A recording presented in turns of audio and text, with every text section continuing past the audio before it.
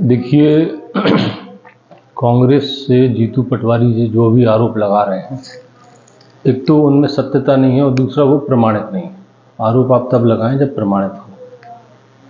जहाँ तक बिकाऊ की बात है तो ये एक झूठा आरोप है। वो इसलिए झूठा है क्योंकि हम लोगों को अगर बिकना होता तो 1842 में बिकते अंग्रेज़ों के हाथ। हम लोगों को बिकना होता तो 1857 में बिकते, जब हम देश के लिए लड़ रहे थे। हमारे परिवार के लोग अपना खून दान बलिदान कर रहे थे, ठीक है ना। उस समय जी भाजपा या कांग्रेस से ज़्यादा तो उनका ऑफर तो बड़ा ही होगा। हमारे उस समय लगभग 3-4 हज़ार गाँव जब्त किए सरकारों ने, और उसके बाद भी हमारे पूर्वज नहीं माने। राहुल ने जो कांग्रेस छोड़ के जो भाजपा ज्वाइन की, उसका मुख्य कारण जनता की सेवा रहा, और जैसे उसका आप परिणाम देख ही रहे हैं, मेडिकल कॉलेज आपको मिल गया। और कांग्रेस की स्थिति नहीं थी, न कांग्रेस सरकार बना पा रही थी, न बना पा रही है अभी भी। कांग्रेस इस पर क्यों नहीं बात कर रही कि भाई वो पिछड़ा वर्ग की, जैसे हम लोगों ने ओबीसी महासभा 5 साल से इसके लिए लड़ रही, मैं निरंतर लड़ रहा हूँ कि पिछड़ा वर्ग के संवैधानिक अधिकार दीजिए। कांग्रेस ने इस विषय को जोर शोर से उठाया, राहुल गांधी जी ने उठाया, परंतु जब टिकट देने की बात आई तो लोकसभा तो छोड़िए, विधानसभा में भी नहीं दी। लोकसभा में मात्र 5 टिकट दिए हैं मध्य प्रदेश में, भाजपा ने 11 टिकट दिए। किसको?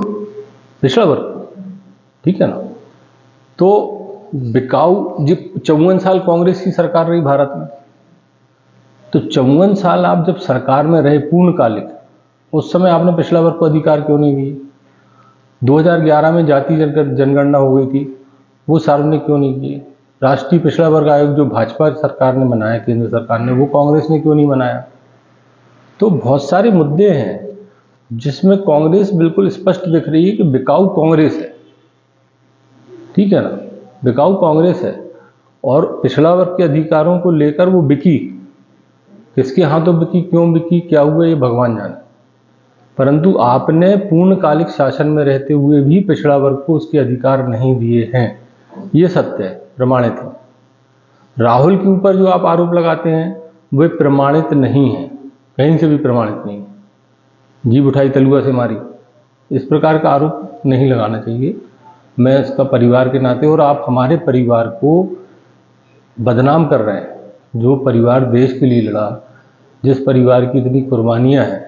अभी नरेंद्र मोदी जी आए थे, उन्होंने राजा किशोर सिंह मोदी को नमन किया, तो उन्होंने भी तो स्वीकार किया ना, इस देश की जो आज़ादी की लड़ाई इस परिवार ने लड़ी। तो आप हम पे आरोप कैसे लगा सकते हैं? और मैं परिवार के ऊपर कोई भी हमला होगा उसको हम लोग बर्दाश्त नहीं करेंगे।